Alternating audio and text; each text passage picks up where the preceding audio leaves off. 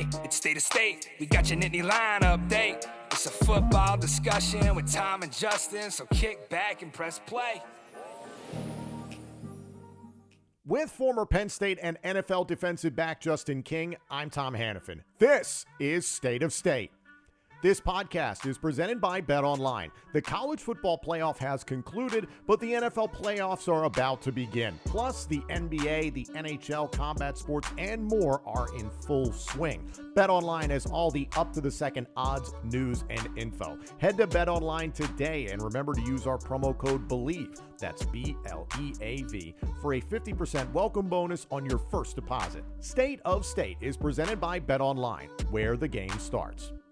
Also, State of State is a proud supporter of Blue White Outfitters. Blue White Outfitters was created as a retail shop meant to highlight the confidence, competitiveness, and fearlessness of the elite athletes found throughout the history of Penn State University. Check out their Lockdown U and Lawn Boys merchandise today.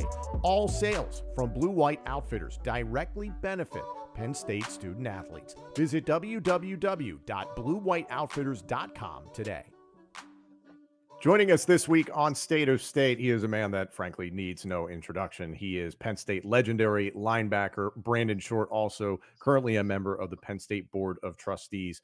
Brandon, it is an honor and a privilege to get a chance to speak with you. I got to start off because we're just a few days now from the national championship game, Michigan and Washington. I think we as Penn State fans are like, it's hard to root for Michigan, but still really positive for the Big Ten. And certainly puts the Penn State-Michigan game into perspective now that we saw how it all played out. Yeah, it does. Look, as a Penn Stater, it's hard for me to root for Michigan. In my heart of hearts, it's difficult, but understanding the big picture and like what it means for the conference, Michigan, winning the national title, and then with Washington, joining the Big Ten next year and actually traveling to Happy Valley. I mean, it's a significant boost and win for the Big Ten and, indirectly Penn State. And this has been an interesting week in that, I do want to get to your re-election campaign for the Penn State Board of Trustees, but it's been on social media the last few days, and you were very kind on social media to acknowledge it. Paul Posluszny is going into the College Football Hall of Fame, fellow linebacker, an absolute legend of the program. I've gotten to speak to Paul. I know that Justin knows him very, very intimately. When you heard the news, what was it like? Have you had a chance to speak to Puz since the news broke? I haven't had a chance to speak with him since it broke, but my heart overflowed with joy. Like, Puz is one of the best linebackers to ever play this game. And it's awesome that he's finally getting the acknowledgement that he deserves. He's won the McNair twice, won the Butkus Award, was in the league for like 50 years. He'd probably still be playing too. But I'm super excited. I mean, it's such for him personally, for the university, and just to be a part of something bigger than ourselves. Justin, you understand, this is just a part of this fraternity to see one of our brothers go in and get that type of acknowledgement. It's like we've all been acknowledged, especially like for me personally, it was a linebacker at Linebacker U. Oh, man, I have to jump in real quick because I think it's a double fraternity. We got the Penn State fraternity, then the Western PA fraternity. That's another part of it where it's like, the Western PA Pittsburgh guys, but like Puz is definitely one of a fan favorite, and he's probably the only NFL player that had another guy cry when he's retiring because he had that much of an impact as a teammate and setting an example without ever compromising any type of work along the way. So much respect. One of my favorite players. Brandon, one of the reasons that you're joining us today is because we're trying to get the word out about your re-election campaign. For those that don't know, the Penn State Board of Trustees election process is beginning soon. Nominations for the annual election process by Penn State alumni begins on January 15th.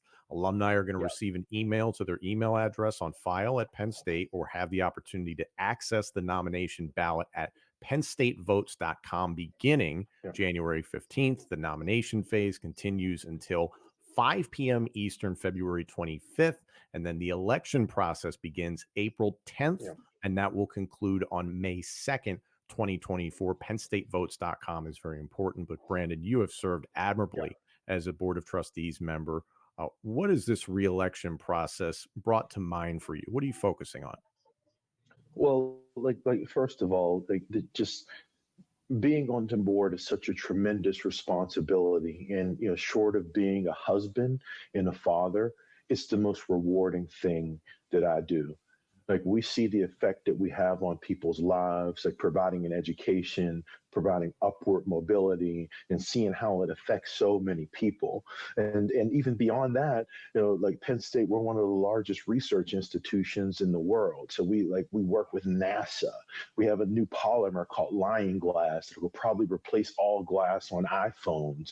We're like working with curing cancer. There's so many large strategic issues that we deal with. It's just an amazing and huge responsibility that I'm humbled to be a part of. My key focuses, going forward is, affordability. Penn State, it's way too expensive to attend Penn State. We're the second most expensive public school in the country, right after University of Pittsburgh, which is related to state funding. Our school ranking, I want to work on improving that, improving the increasing the size of the endowment, and then supporting athletics, honoring the past and supporting the future. For more information on Brandon's campaign, go to be short 4, that's the number 4, psu.net. Justin, as an outsider's perspective, when most people hear it's like, oh, the Board of Trustees, it's tough to put into perspective. But from your perspective, how valuable is it having someone like Brandon Short on the Board of Trustees at Penn State? It's extremely valuable when you understand the full structure of college sports or just a college business in general. Like, decisions are made at different tiers of the university. And obviously we talk about like the president, the board of trustees, like they're making decisions that come down to the athletic director that then get ventured down into the operations of the football teams, the support and how the messaging of the university comes out. And if I'm wrong about anything, be sure, please stop me. But it's You extremely got important to have someone that understands the full spectrum or the full funnel of operation that's making calls at the top as well. So it's extremely beneficial for someone like B Short, who has playing experience and business experience, to be as on the board of trustees. Brandon, it was around springtime last year that you spoke out during that election process, hoping to see some progress and some change within Penn State University. And a huge topic that's come up, and I think it's often looked at as a dirty word, is NIL, name, image, and likeness. And there's Penn State fans who are not necessarily thrilled to have to dish out more money in that respect. But then you hear the way James Franklin talks about competing and staying up to date. And that's not just the football team, that is every sport at Penn State trying to compete in the modern era of athletics. As you see it now, what change is necessary, and how can you, as a member of the board, make that change possible? Well, initially, the Penske community, as you mentioned, were apprehensive of NIL. It feels like pay to play, and that's just not in Penn State's DNA. But the reality is that over the past few years, there has been significant, no change. Happy Valley United has come on, and although we were a little bit slow getting out of the blocks, they've started to build a real infrastructure, and the community has started to embrace it. It's just another level of where we need to be competitive. We got to, if we want to win and we want to be successful, we have to be able to adapt, and we have to be forward thinking. And while some of these things don't necessarily sit right, and the reality is, this is the way that the system is today. There's no question with NIL, transfer portal, all the things that we're seeing right now, that it won't be this in the same form in 2 to 3 years, going forward. But we have to be nimble as a community and be able to be at the forefront, as it evolves. And I think that we're doing that, and in terms of the board, there is a bifurcation between the university and the NIL collectives. So the NIL collectives work independently of the board, but as a board member, I can't donate to the NIL collective. I can't be directly involved, but I can support it. champion it, encourage others to contribute, and frankly, not just make a donation, receive return on investment. You have Drew Allar and Nick Singleton, having these guys, these big names, represent your company. That you can see more business and more return relative to that investment. No different than making advertising dollars. Thinking about your possibilities when you were a player, you just mentioned what Drew Allar and Nick Singleton have at their fingertips. That's just to name a few Penn State football players right now. Abdul Carter. Abdul Carter is also doing very well in that department. But thinking back on your playing days, how could NIL have improved your life? Because I think there's some people in modern day, Penn State athletics and in the modern Penn State community that are hung up on the ways of old. And it's like, hey, this is the way things are now. And this is bettering the lives of these young men. When I came to Penn State, I came from a housing project, in McKeesport, Pennsylvania, and, I had no money. And all I had was able to eat like via the scholarship dollars. So I would go to the game, and they sold 43 jerseys, and just call it literally 10,000 43 jerseys, being sold. But after a game, I couldn't afford to take my girlfriend to dinner. She would have to take me to dinner because I had no money, and that's not fair. It's not fair to the players. It's not even fair, to the university. So, as much as people are apprehensive, I'm encouraged that players are able to receive some sort of compensation, because for me, that would have been life changing, life altering. I think you made a great point on the NIL, you and Tom, just from the standpoint of messaging and for the fans to understand where it fits. Because, I heard what you said, be sure not rooting for Michigan. But if you look across the sports landscape, I deal with a lot of players in high school, transfer portal, just different guys. So I've talked to different collectives at other schools and understanding how they operate, if their pockets are loose, if they're willing to go after players. And I always looked at Michigan as a comparable way that they approach NIL. They've just recently kind of ramped up NIL donations to retain players based on winning, right? Like they got to the point where I think there's a mixture of where their fan base was, they had a couple people that would donate big dollars, but their fan base was typically against it.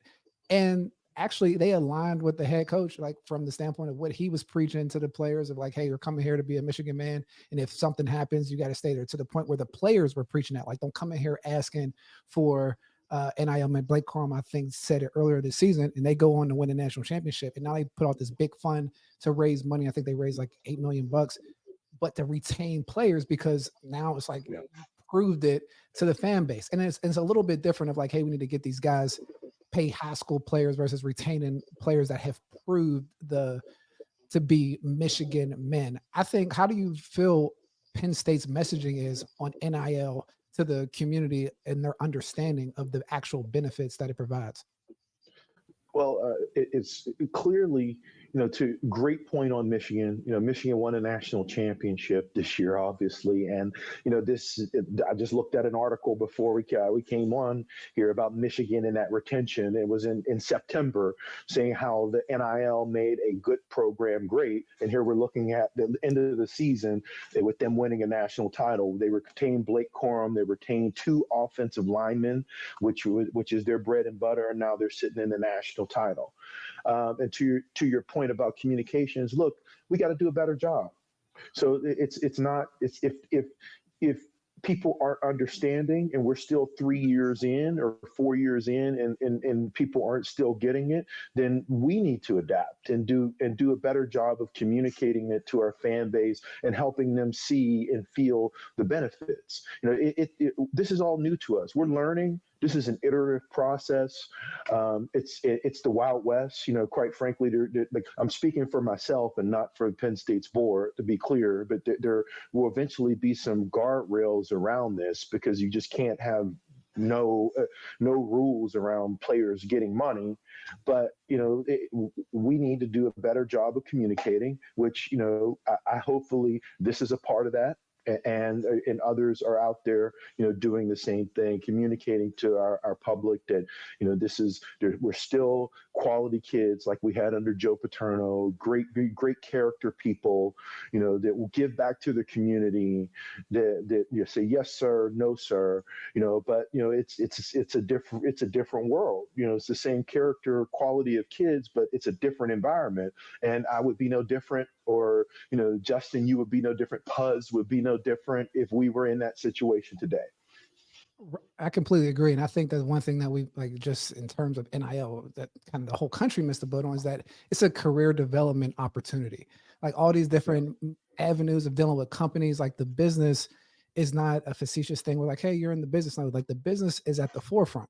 So like the whole thing has always been, hey, at least the Penn State ecosystem, to approach it as a transformational opportunity for the players where they can get career development opportunities, whether it's building siloed brands or different areas around their interests, and getting, like, I guess, a flow going that way, and just selling the transformation more so than the transaction. Because I think it gets, when you're in a reactive space and you're trying to catch up, it does become like a transactional thing. Like, hey, we need to get this money in to get these guys here. And like, where people have already shown at Penn State to support is that they support the transformation of us coming in as Western PA guys and leaving, and you going into the finance world, me working in football and all those different things. And now we can expedite that with different opportunities, whether it's for them to build their, again, I'm saying build their brand, but just different career development opportunities, and where money is involved, because it can get really, I guess you can get really creative on how you distribute funds and benefit the players. Because I think the benefit for me, like in just my friends that I speak to at Penn State, like came in one way and we left a different way based on the transformation and the opportunities that we were given. Now just putting lighter fluid on what has worked and what has attracted the student athlete to Penn State in the NIL era, just keep it in that transformational bucket and like different components. I think that is a message that fans get behind, because I mean, we all approached it like a business versus leaving Penn State and seeing how other schools approached it. But I mean, we're not far off of how to capitalize on NIL, I think, from just a Penn State ecosystem in general. Yeah, we're Just my 2 to cents your on point, that. we're super close. It's a great points, man. Dan on. We're super close in terms of our ecosystem. Again, Happy Valley United, is gaining steam. And to your point, like separate from NIL collectives, part of the investment that we made in the last building was to the fifth quarter, to like helping players with their entrepreneurship skills, career development skills, as you mentioned, to sort of augment what they're seeing in the NIL space. So Penn State is still doing things in the Penn State way, but adapting to this new environment. Absolutely. Brandon, we are, of course, all things Penn State football, and it feels like since the fateful Michigan game, it has just been a roller coaster, and this news cycle with the team is crazy. There's a lot of positive and there's a lot of change. There's a lot of things happening. New offensive coordinator, new defensive coordinator, Manny Diaz off to Duke, transfer portal, national signing day. I mean, I don't know how James Franklin and his staff have kept up with this stuff. What's your macro perspective on the state of the program right now? I think the program is moving in the right direction.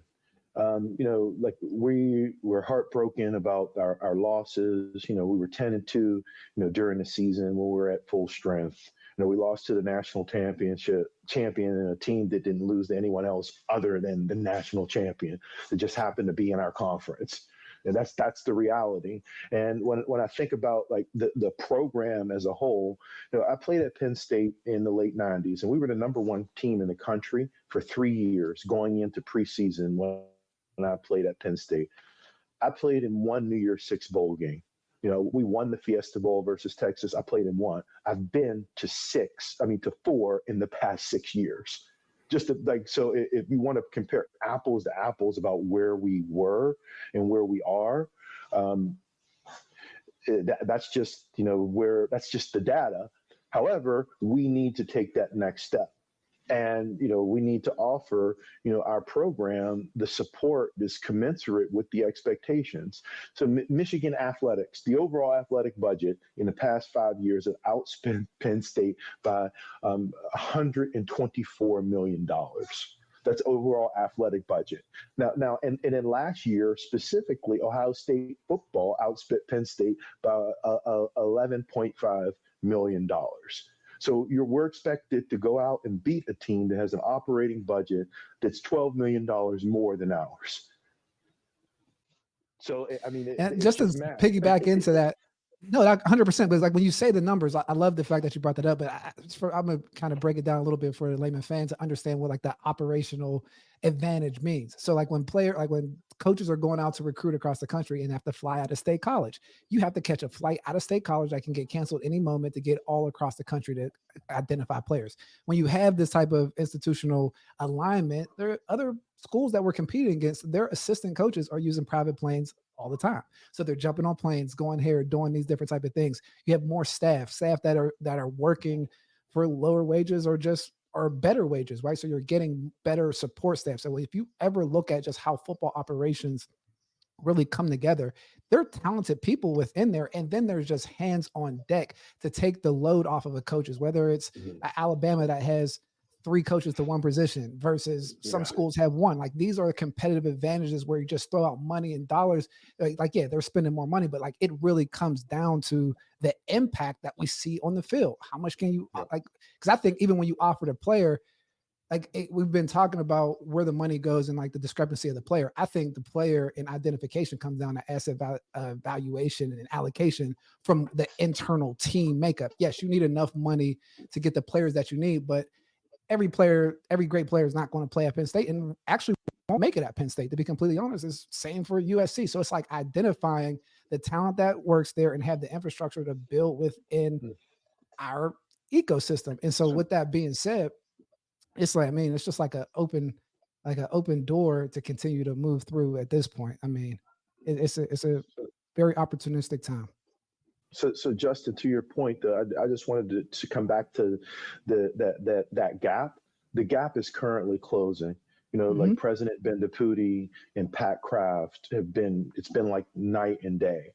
So while we haven't had the success that we've wanted, over the long term, because we want to be the national champions. We've been extremely more successful than we've been since the 80s, but we haven't been the national champion. Like President Ben DiPuti and Pat Kraft, there is that alignment now, but we've only had that for 18 months to 24 months. Right. And sometimes I think people just think like, oh, they're getting more money, so they're just spending or paying players. I think people in college football think like more money just means paying players. It means a smoother operation. It means having staff members that can evaluate the transfer portal, and you're paying them a healthy salary to evaluate the transfer portal. So you're targeting the right people that fit within your culture. So when it opens, you're not spending, you're not being reactive and spending all your money on a player that's not any good. So you're doing all the research up front, and then you're making a value proposition on a pick. So there's ways to spend money within the program to have the outputs that you need. It's just a matter of us understanding where the money to flow, because at the end of the day, you still need the capital to come in. But for sure. And another key point is that, like Penn State, at least the data I received was one. What Penn State is, I don't know but I believe there's 12 other institutions that have self-funding athletic departments, meaning that all everything in the athletic department is funded by athletics. So no tuition, no student service dollars, no salary dollars are used to fund operations of athletics. And the reality is, like, football is the main profit driver, but it funds 850 other student athletes and provides them with those opportunities to create the Penn State experience. The thing that's difficult for me, Brandon, and I think difficult for a lot of Penn State fans, is to comprehend the fact that there are potentially people on the Penn State Board of Trustees now, and people that might look to run to be a part of the Penn State Board of Trustees that are not aligned with that mission of progress, and that are looking more towards the past, going to the old ways of thinking. And that should worry people. I know it worries me. Yeah, look, I get it. Like we're all change averse, and we had the greatest coach of all time, and it was Camelot. Like we had the highest graduation rate of any school, top 25 school with the winningest coach of all time. But if Coach Paterno was here, he would have adapted, or he would be left behind the same. So and why Coach Paterno was so successful through the years is because he did adapt. When I came to Penn State, Haluba Hall was the first indoor practice facility for any team in the country. The Nittany apartments were the top dorms for any team in the country. Last building was the first all football building in the country. At that time, we were the number one team, and we had the top recruiting classes in the country. So it's a fallacy that we never spent, or we didn't invest. Towards the end of Coach Paterno's career, we may not have, but that was for political reasons that there's no reason to dive into right now. And he's right about James. I mean, about Joe being able to adapt, because like he got there, something was new. But when I got there in '05, like me and Derek were the first freshmen that were able to speak to the media, and he understood building our brands to promote to the other 5 stars. Like, look, we're playing freshmen and we're not treating them any differently. And that really happened, because the next year you got a class with Jared Aldrich, you got Navarro Bowman, Aaron Mabin, AJ Wallace. I mean, there's a Evan Royster. Like that class really set up Penn State for success. I mean, all the way up until Joe's last days. But really, it was that first year where he really promoted me and Derek, which was against the grain, because we got some flack from the older offensive linemen. Like, wait, what are they doing? Like the way that they're putting them out there in the media. But he really wrapped his mind around that. I was like, hey, we're going to promote these guys and use it as a recruiting tool for the next cycle. So like it lines perfectly. Like if this was NIL trust, it would be, he would have adjusted to that as well. So if we're going to take a minute to give just go back and talk about history, look, Justin, we're standing on your shoulders. We were going through a very difficult time, in Penn State's history. We had losing records. They were trying to get rid of Joe. You and Derek, you guys came in and you turned it around, and everything that we're doing now, or these guys are doing forward, they're standing on what you did, man. Much love, brother, for that. thank you. I appreciate that. That's big time. Thank you. Brandon, I do want to get a couple thoughts from you here quickly, just on the current team. Penn State has been more aggressive, it feels, in the transfer portal, at least in terms of reaching out to more people, reaching out to more positions of need, notably getting wide receiver Julian Fleming and offensive lineman Nolan Rucci. What did you feel about getting Fleming and Rucci? Super excited. Those were two key needs, for the program.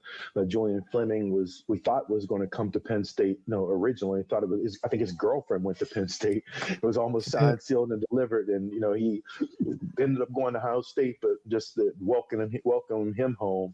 He'll be a key part of the offense next year. And Nolan Rucci is a legacy. Like the Rucci family has deep Penn State roots.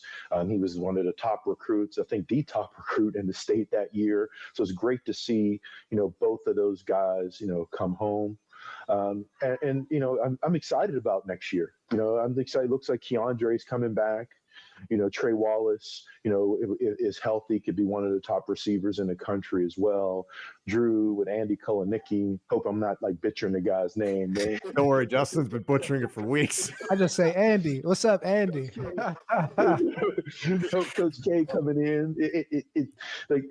His hallmark is he adapts his offense to a personnel, and that's just the definition of great coaching. I get that that Penn State community is a little skeptical. Like, we lost Manny Diaz, and we were the number one defense in the country. So it feels like there's only one way to go. But, Tom Allen, I met him and I had a chance to speak with him down at the Peach Bowl, and I was super impressed. And I was impressed with him, his mentality, the way that he, approached coaching. But I'm more impressed with, his players and how they love him and support him. Michael Penix, spoke about Tom Allen at the national championship press conference. And, in coaching, it's about putting them in the right position and making them believe. He clearly can make them believe, and we'll see if he can put us in the right position. I'd be remiss if I didn't ask you specifically about the linebackers. Curtis Jacobs is off to the NFL, but you've got Abdul Carter, who had a great freshman year. I think there's still people that want to see him do even more after his sophomore campaign. Kobe King has really developed into his own. What do you think about the guy currently wearing number 11 and 41? Oh man, this is it. They're the next, generation of linebacker. I mean, number 11, the sky's the limit. They just don't give that number to anyone. They bequeath it to the person that they think has that ability, and he has all that and then some. And in Kobe King, one of the things that I liked, he just recently came out and said he's going to be a leader on this team. And when I spoke with Coach Allen, he said that the linebackers must be the leaders on the team. And I love seeing a middle linebacker step up. But I mean, they're deep. They got Dom DeLuca in that position. That he was the highest graded linebacker, in the country. Tyler Ellison is coming back. I mean, we just got a lot of really good players there. Tony Rojas that it could very easily take over that 11 moniker, at any moment. Wiley, I mean, we're deep at that linebacker position. We're deep at O-line, and we're deep at DB. I'm confident and excited about the future, of Penn State. I figured you'd say something about Tyler Elsdon, another 43. You're just biased at this point now. We've had Tyler on the show. He's wonderful. Yeah, I do have a bit of a bias towards Tyler, but he's the man either way. He's a great guy. Again, for those of you interested, go to bshort4psu.net to learn about Brandon Short's re-election campaign. And again, the election process for nominees begins as of January 15th. That runs through February 25th. And then the election itself begins April 10th, and that'll run through May 2nd. Go to PennStateVotes.com for more information on that. Brandon, thank you so much for joining us. Do you have one last message for people that should be considering re-electing you in a few months? Just that I love Penn State. Penn State changed my life. And, it's the biggest honor that I've ever had representing Penn State. And I'm just asking for an opportunity to continue representing you and leading Penn State into the future. We are. Penn State. Absolutely. Brandon, thank you so much. Thank you all so much for joining us. This episode and our entire library of shows is available now on YouTube, Apple Podcasts, Spotify, Google Podcasts, and wherever else you get your podcasts. Also, let us know what you think of the show on social media and check out all of our content on X, Instagram, and TikTok. Search for the handle @StateOfStatePod. State of State is presented by Bet Online and by Blue White Outfitters.